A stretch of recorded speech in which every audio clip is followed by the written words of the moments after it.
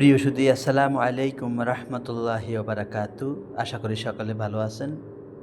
আমিও আলহামদুলিল্লাহ ভালো আছি আপনাদের দোয়ার বরকতে। আমি আপনাদের জন্য দোয়া করি। প্রিয় ভাই বোনেরা, এই যে আমাদের বিভিন্ন এলাকাতে যে মাহফিল হচ্ছে সারা দেশব্যাপী, বিশেষ করে অনেক মাদ্রাসা ভিত্তিক মাহফিল, অনেক মসজিদ ভিত্তিক মাহফিল।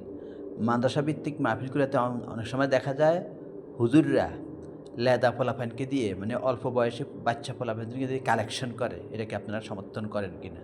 আমি এর তীব্র নিন্দা জানাই। হুজুরদের এত রুচি খারাপ কেন? এত হুজুরদের এত লোভ কেন?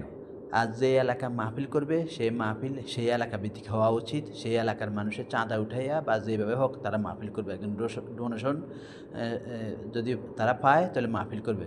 যদি মাহফিল করার সুযোগ না হয় তাহলে দরকার নাই তো এত ইয়ে করার। অল্প বয়সে পোলাপান যে খয়রাতি, এই যে আপনারা অবশ্যই জানেন, এই যে আমাদের দেশের মধ্যে সারা বিশ্বব্যাপী অশ্লীলতা, ভ্যায়ফানা বা যারা খারাপ চলছে অপসংস্কৃতি, এগুলোর বিরুদ্ধে যখন আমরা আলেমরা ওয়াজ মাহফিল করে, বিশেষ করে আমি তো একজন নগণ্য, আমি তো কোনো আলেম না, আমি সাধারণ একজন হাফেজ, আমি আলেমদের চামচা, আমি সবসময় বলি। তবে আলেম ওলামারা যে ওয়াজ মাহফিল করতেছে, হক্কানি আলেম ওলামারা, তারা যে হকের কথা বলতেছে, তখন নাস্তিক মোরতাদরা কী বলে, অশ্লীল ভ্যায়দের কথা বলে, তখন বলতেছে আমাদের খয়রাতি টাকা খেয়ে, ডাইলের পানি খেয়ে বড় বড় কথা বলে, তখন আমাদেরকে লজ্জা দেওয়া হয়। এগুলো থেকে ওস্তাদরা সরিয়ে আসা উচিত।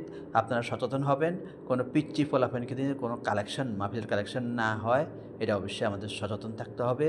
সকলে এটা এই ব্যাপারে উদ্যোগ নেবেন। আর সেই সাথে আমাদের মাহফিল যেখানে হবে ওই এলাকার মানুষে মাহফিল করবে। বিভিন্ন জায়গায় আইসা মাহফিল করে কত জায়গায় দিমু, মানুষ অনেক খারাপ কথাও বলে। যাক, ভালো থাকবেন। আমরা যখন সচেতন হই, এই দোয়া রেখে আমাদের শিশুদেরকে যে আমরা সম্মান দিতে পারি, স্নেহ দিতে পারি, ওদের লজ্জা না ফেলি। এই যে ছোটো পোলাপানদের কালেকশন করি আমরা, রিপিট, ছোটো পোলাপানদের যখন আমরা কালেকশন করি তখন একটা লজ্জাজনক ব্যাপার লাগতেছে, খারাপ লাগতেছে আমার কাছে। আমি এটা তীব্র নিন্দা জানাই, আবারও নিন্দা জানাই। আল্লাহ হুজুরদেরকে সহিবুজ দান করুক। আসসালামু আলাইকুম।